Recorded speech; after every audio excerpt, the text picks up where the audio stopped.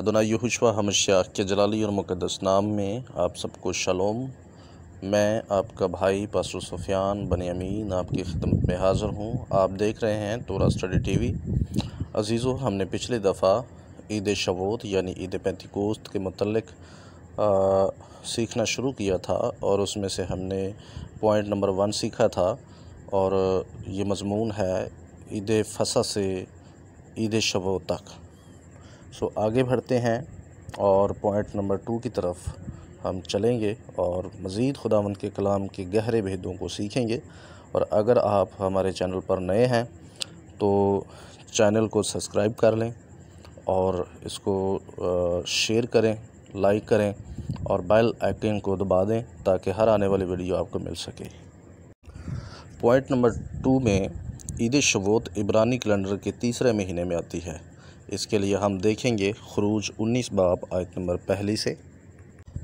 बनी इसराइल को जिस दिन मुल्क मिस्र से निकले 3 महीने हुए, उसी दिन वो सीना के बियाबान में आए।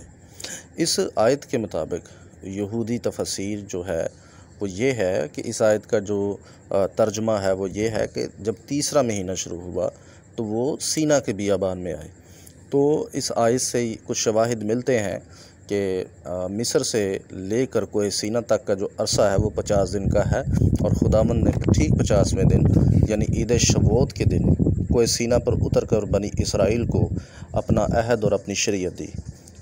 तो अजीज़ों, खुदावंद का कलाम ये शवाहिद भी पेश करता है कि जिस दिन कोए सीना पर शरीयत दी गई उस दिन ईद शवोत थी। और यहूदी रवायात से भी ये हमें मिलता है कि यहूदी रवायात के अंदर यहूदियत की ये तफासीर मौजूद है कि जिस दिन खुदावंद ने बनी इसराइल को शरीयत दी उस दिन ईद शवोत यानी ईद पेंतिकोस्त थी। अब यहूदी रवायात से और बाइबल से ये साबित है कि मिस्र से जब वो निकले 3 दिन की मंजिल तय करने के बाद बनी इसराइल ने पहले फलों की ईद मनाई और वहाँ से लेकर कोए सीना के बियाबान तक का अरसा 50 दिन का है और ईद शवोत के दिन खुदावंद ने उनको शरीयत दी। इसी तरह पहले फलों की ईद से सीना के बियाबान तक जैसे 7 सब्तों का अरसा है, इसी तरह मसीह के ज़िंदा होने से लेकर ईद शवोत तक का अरसा भी 7 सब्तों का है।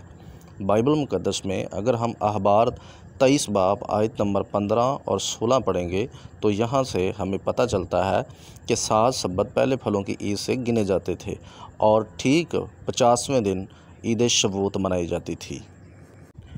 अब अजीज़ों, हमने यहाँ चंद चीज़ों को नोट करना है।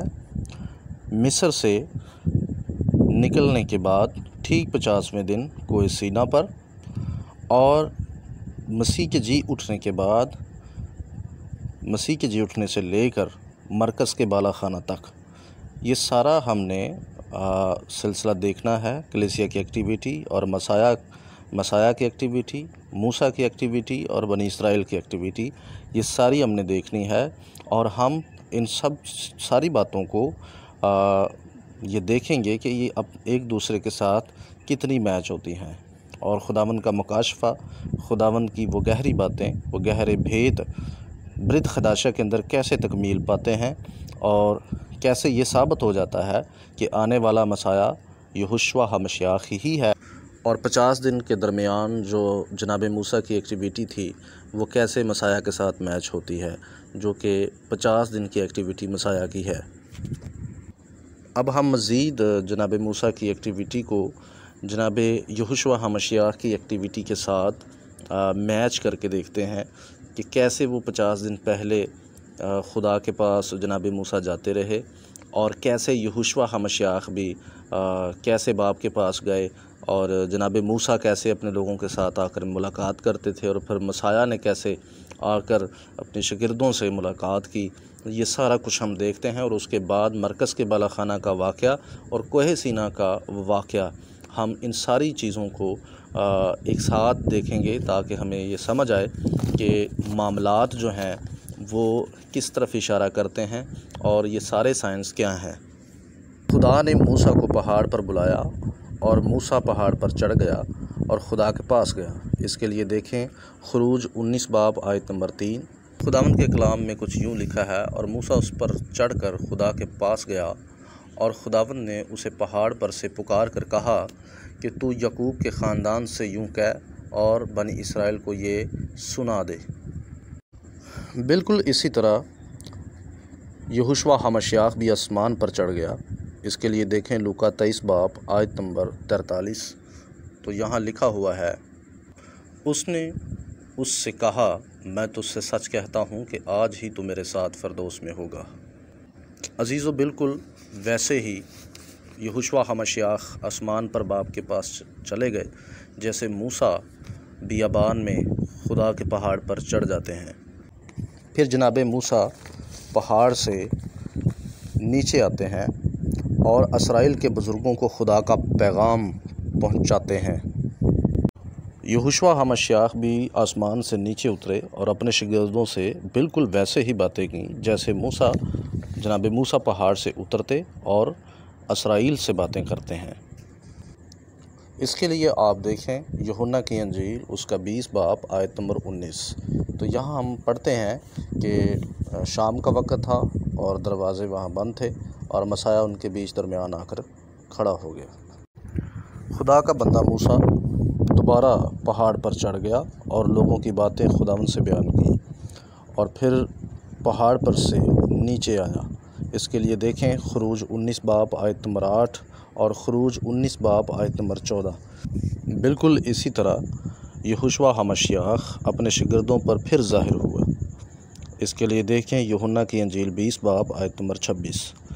यानी जैसे मूसा पहाड़ से नीचे उतरकर दोबारा से मुलाकात बनी इसराइल से नीचे करने के लिए आते हैं, इसी तरह खुदावंद ठीक 8 रोज़ के बाद एक दफ़ा तो वो पहले शागिर्दों से मिलते हैं, तब तोमा वहाँ मौजूद नहीं होता, लेकिन इसके बाद ठीक 8 दिन के बाद वो फिर शागिर्दों से मिलते हैं और इस बार तोमा भी वहाँ मौजूद होता है। तो जैसे जनाब मूसा पहाड़ पर पहले चढ़ते हैं, फिर नीचे उतरते हैं, लोगों से मिलते हैं और फिर चढ़ते हैं, फिर दोबारा नीचे आते हैं और लोगों से मिलते हैं, इसी तरह मसाया आसमान पर चढ़े, फिर नीचे आए, अपने लोगों से मिले और फिर से दोबारा से अपने लोगों पर 8 दिन के बाद फिर ज़ाहिर हुए। तो ये देखें कैसे सारी बातें मैच हो रही हैं और ये 50 दिन का जो दरमियानी अरसा है फसा से शबोत तक का हमें बड़ा वाज़ेह नज़र आ रहा है, एक जैसा नज़र आ रहा है। हम आगे देखते हैं कि यहोवा पाक खुदा कोहे सीना पर ईद शबोत के दिन सुबह के वक्त उतरा था और बादल गरजा, बिजली चमकी, करना की आवाज़ बुलंद हुई। करना एक किस्म का नरसिंगा है। खुरूज 19 बाब आयत नंबर 16 देखें। बिल्कुल इसी तरह ईद शबोत के दिन पाक रूह सुबह सुबह इब्तदाई रसूली कलीसिया पर नाज़िल हुआ। यहाँ भी हालात कोहे सीना जैसे ही थे। इसके लिए अमाल 2 बाब आयत नंबर 1 ता 4 तक पढ़ें। फिर अमाल 2 बाब आयत नंबर 15 भी देखें।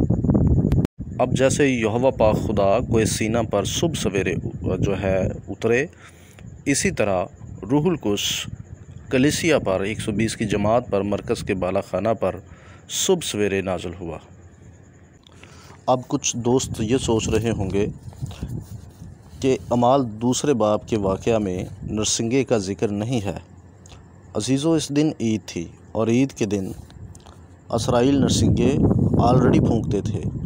इसके लिए आप गिनती 10 बाब आयत नंबर 10 पढ़ लें। यहाँ लिखा हुआ है कि तू अपनी ईदों में नरसिंगे फूंका करना। तो जिस दिन रूहुल कुद्स नाज़िल हुआ उस दिन ईद शबोत थी, जो कि खुदावंद की शरीयत की 7 ईदों में से एक है। तो उस दिन ऑलरेडी इसराइल के अंदर नरसिंगे फूंके जा रहे थे और माहौल बिल्कुल वैसा था जैसा कोहे सीना पर था। जैसे कोहे सीना पर करना की आवाज़ बुलंद हुई, इसी तरह बनी इसराइल ईद शबोत के दिन जब रूहुल कुद्स नाज़िल हुआ उस दिन ऑलरेडी सारी कौम नरसिंगे फूंक रही थी। सो लिहाजा पूरा का पूरा अक्स, पूरी की पूरी तस्वीर जो हमें कोहे सीना पर मिलती है वही हमें मरकज़ के बाला खाना पर 120 की जमात पर नज़र आती है। फिर इसी दिन खुदावंद ने मूसा को शरीयत लिख कर दी। खुरूज 24 बाब आयत नंबर 12। इसी तरह इस ईद पर शरीयत लिख कर दी गई, लेकिन इस बार पत्थर की तख्तियों पर नहीं बल्कि दिल की तख्तियों पर लिख कर दी गई है। शरीयत वही है बस इस बार लिखी दिल पर गई है। इसके लिए यिर्मयाह 31 बाब आयत नंबर 31 से 33 तक, दूसरा कुरिन्थियों 3 बाब आयत नंबर 3। फिर खुदा ईद शवोत के दिन मूसा को जब शरीयत दे रहा था तो बनी इसराइल पहाड़ के चुगिर्द जमा थे। खुरूज 19 बाब आयत नंबर 17। बिल्कुल इसी तरह ईद शवोत के दिन लोगों की भीड़ लग गई। अमाल 2 बाब आयत नंबर 6।